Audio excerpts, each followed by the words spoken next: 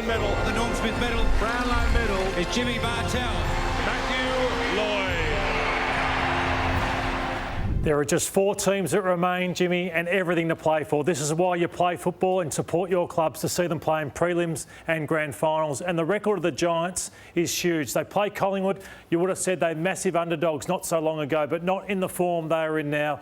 Look at the scoring profile of the Giants in the last 8 weeks compared to the first 18 rounds. They've gone from 10th to 1st, and the Pies in attack have gone from 1st to 9th. So the form has flipped a fair bit. Yeah, you could probably argue Collingwood's been in a bit of a holding pattern the last couple of rounds leading into the finals, but you touch on this a lot. Your form running into the finals, teams who end up winning the premiership, we go back and look, it's been a body of work over the last 8 to 10 weeks. Yeah, I think they're playing the best football in it at the moment, the GWS Giants. But let's look at the ball movement of both teams. It is electric, and Collingwood can blow you away in the space of 20 minutes, and that's what they've done to teams in the Bombers in round 24 and also against Melbourne in the first quarter, Jimmy. It was game over at quarter time. Yes, they hung on late, but it was blistering footy early. Yeah, and part of it, Lloyd, is they're clean and composed inside those contested situations. We see these plays back at half-back. They put the pressure on Melbourne, but clean, composed, and then we've showed this all throughout the year on the Medallion Club, is this wave of Collingwood players. They run and support. The player eventually gets out, has a bit of time to look up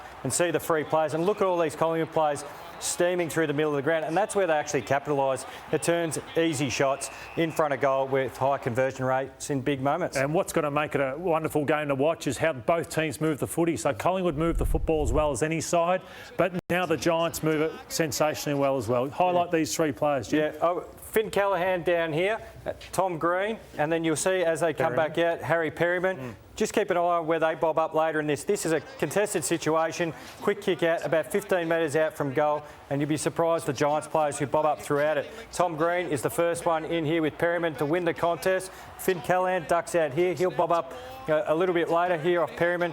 He's up past the centre of the ground. He was actually lost his footing, and this ball movement in there is a nightmare for defenders to defend. Oh, their work rate is absolutely huge, and this is another one. So if they get out on you from the inside to the outside, St Kilda couldn't cope with it in the first final, Port Adelaide couldn't cope with it in the second final, and you see how forwards are getting out the back.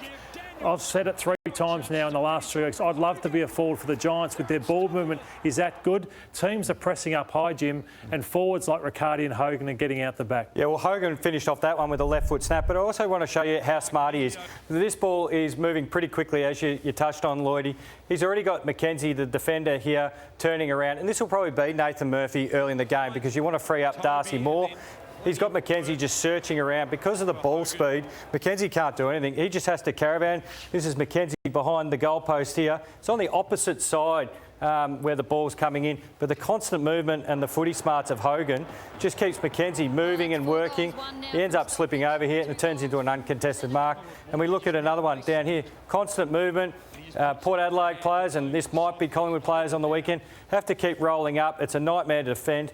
A little tick lead here and you can't do anything about it. Yeah, both teams will need massive pressure further afield to stop that ball movement coming in. Well, Jack Crisp, he was on SEN Radio this morning and had this to say about what they need to stop with the Giants. I think it's pretty obvious that they had a really good stoppage game on last weekend and got out the front a fair bit, and then they put Port's defenders under the pump a fair bit. So we'll have a bit to work on in the midfield, and we'll make sure we nullify that and hopefully turn around and go the other way, and hopefully we can go out the front and access our forwards. So stopping the Giants getting out the front, and this is what he means with what they've been doing to teams through this final series. So it's that ball spilling out the front. So you've got to force them back. You've got to delay the ball, but the Giants just then start to run in waves. And this is Jesse Hogan in form. If you can get 6-6-6, 1v1 in attack, Jimmy, it's huge. So the Giants for most of the year were scoring off turnover, which is a great thing. But what they've done in 2 of their finals is have their 2 best scores from stoppage differential in finals. So plus 34 points against Port Adelaide. They were well up against St Kilda. So they're actually starting to capitalise on that, which they've been a purely score off turnover game, but as you mentioned, in the build-up to finals and finals, they're scoring off turnover. And this is the guy Collingwood brought to the club for finals like this, Tom Mitchell. So there's no Taylor Adams, and against the Giants midfield, to support De Goey and Dacos, who's coming into the team, it's a perfect night for him, I think. Best way to stop sides who can run and explode out of the stoppage is win it at the source and be clean, and he can do that. I love the form of the Giants, but I'm not brave enough to tip against that packed Collingwood crowd. Well, I'm going the Giants, of course, but it certainly will be the underdogs in that game. The second prelim, 5:15 at the Gabba, is Carlton and the Brisbane Lions. And we talk about control and chaos a bit. We are thinking Carlton will want to control this game. If you get in a chaotic game against the Brisbane Lions, they will beat you. Like they kick over 100 points at the Gabba a fair bit.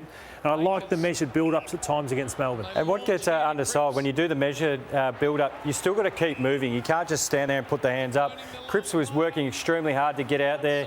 De Koning had to work extremely hard in the forward line. So when you're playing controlled footy, you still have to work hard. And this is the chaos. This is how explosive and high-octane the Lions can play. Rayner, Cameron, they're absolutely everywhere, these players. And look, watch the next one, a turnover from Port Adelaide, and how quickly they will get you on transitions. That's young Jasper Fletcher. And look at all the players getting out the back for the Brisbane Lions. You just can't stop that if you turn it over.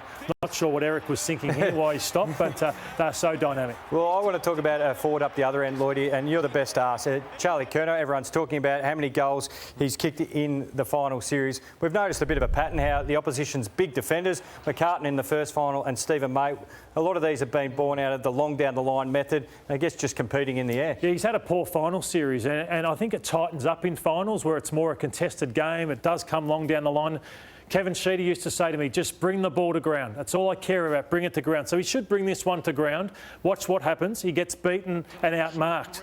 And Jim and I have gone over the clips so far tonight, and watch how often he's double teamed, but you've still got to get that ball to ground. Motlop and Owies and all these types of players, but he's constantly being beaten in the air. And sometimes he hasn't shown enough fight. So he's got to get back to saying, it's not going to come easy for me, but get back to doing the basics of just getting this ball to ground. That's just not good enough. Yeah, bring it to ground, get your smalls involved. And Lloydie, we always touch on matchups, and especially around the midfield. And of course, here are some of the ones where we're thinking might happen. Of course, you know, what will happen with Jack Payne? He'll probably Joyce potentially. Darragh Joyce might come in.